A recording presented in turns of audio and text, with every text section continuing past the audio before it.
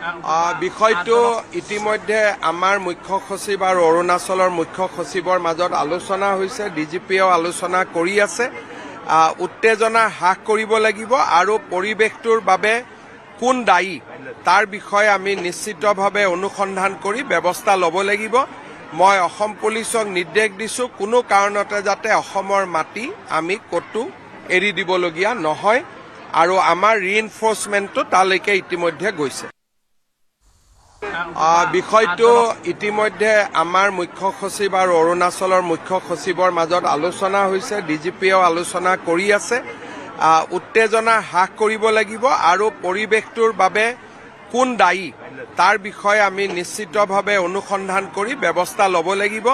মই অসম পুলিচক নিৰ্দেশ দিছোঁ, কোনো কাৰণতে যাতে অসমৰ মাটি আমি ক'তো এৰি দিবলগীয়া নহয় আৰু আমাৰ ৰিএনফৰ্চমেণ্টটো তালৈকে ইতিমধ্যে গৈছে।